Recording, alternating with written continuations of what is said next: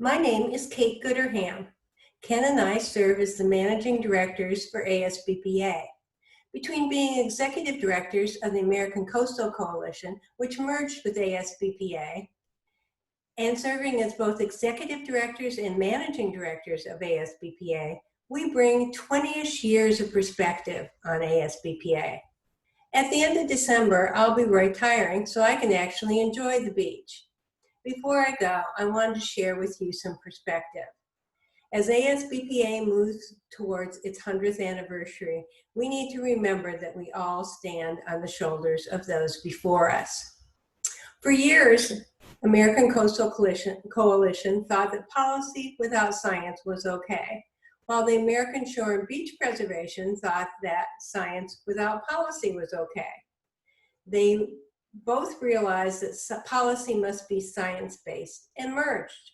We were brought in to implement the vision of advocating for healthy coastlines by promoting the integration of science, policies, and actions that maintain, protect, and enhance the coasts of America. One of the ways we do that is through conferences. Each fall, ASBPA produces a National Coastal Conference. You know that because you are here. Normally, it is held in a different coastal area of the U.S. This year, since we are virtual, we are worldwide. I want to welcome our international attendees.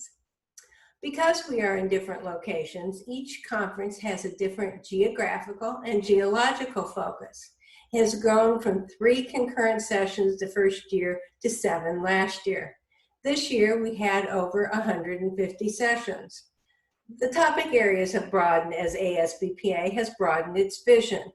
20 years ago, you would not have seen presentations on green infrastructure, living shorelines, sea level rise, resilience, or lagoon, wetland, marsh, and estuary restoration, which have been a big part of this year's program. I'm sure you've also noticed that we've included policy-oriented presentations.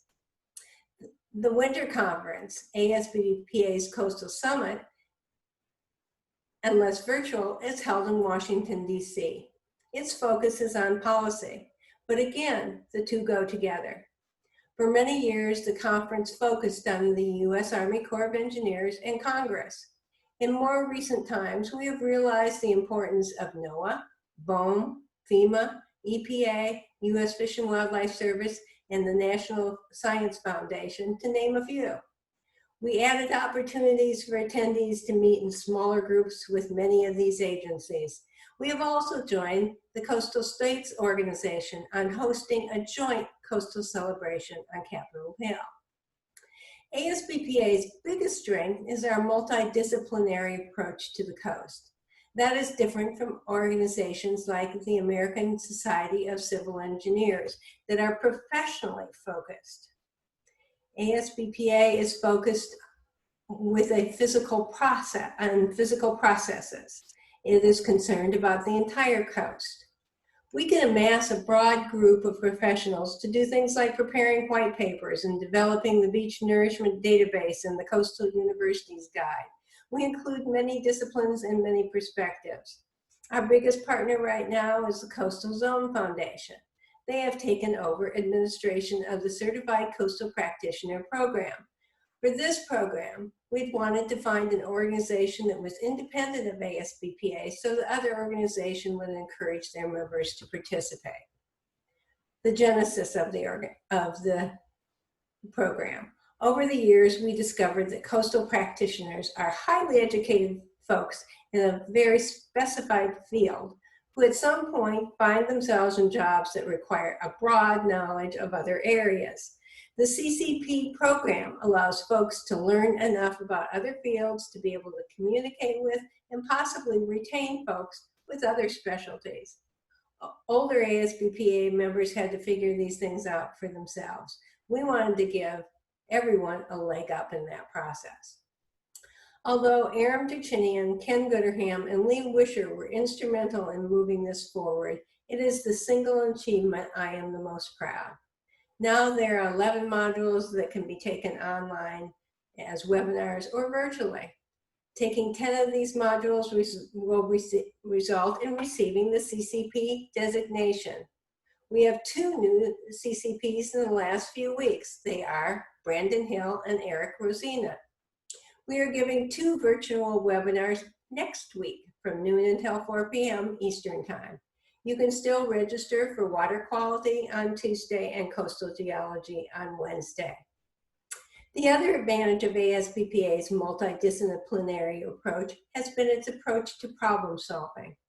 ASBPA has looked for creative approaches to the problems of both staffing and governance. We have a large board of amazingly talented and dedicated professionals. They provide leadership in so many ways. Yet a board of nearly 40 people who meet 2 or at tops 3 times a year make it hard for governance. As a result, we have a smaller subset of that board who serve as the executive committee. They meet at least twice a year in addition to the board meetings, but they also communicate regularly. In the past few years, we have been working to make our board look more like America. While we still have a long way to go, we are making strides, particularly in increasing the number of women. Changing with the times has been ASBPA's strengths through the last 94 years. As much as possible, we have tried to develop programs that positively reinforce the right actions. One of the complaints I heard in early years was that citizens didn't know they were recreating on a restored beach. We set out to inform them, and we did it through the Best Restored Beaches program in the US. We have honored 93 American beaches to date. As other kinds of shorelines began to be restored, ASBPA needed to look at those shorelines as well, and thus the Best Restored Shores program was born. We are celebrating the 2nd year. And in fact, this afternoon, you can enjoy hearing about our 3 best restored shores. These beaches and shores are not only a story of America, but they are a story of ASBPA. These 2 programs help tell both of those stories. We also do it in other ways. Since 1933, ASBPA has been continuously publishing Shore and Beach Journal, currently a peer-reviewed quarterly providing the best of what is going on with our beaches and shores. It is highly anticipated and appreciated membership benefit, with libraries subscribing throughout the world. On a less scholarly note, ASBPA also publishes Coastal Voice, a monthly e-newsletter sent to all members. Content ranges from descriptions of the best restoreds to upcoming conferences to what is going on in Washington, D.C. on the policy front, just to mention a few things. It evolved from a 4-page printed quarterly newsletter to a monthly 16 to 20-page e-newsletter.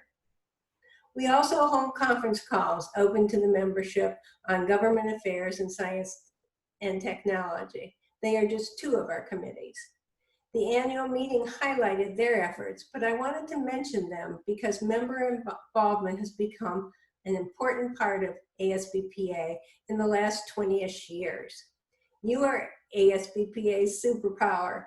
As times change, it will change, but ASBPA is committed to keeping our members informed and making an impact. When Ken and I took over ASBPA, I spent time talking to board members about their thoughts and ideas. One of the conversations that's really stuck with me was one I had with Charlie Shabika. He told me that some members wanted ASBPA to be solely a big boys science club. In the last 20-ish years, we have been true to the science club part, but not solely. First, we are both a big boys and a big girls science club. We have conferences where we get to talk about the vital work we do. We have Shore and Beach where we share our research. In non-COVID times, we even get to talk to each other beyond Zoom and conference calls.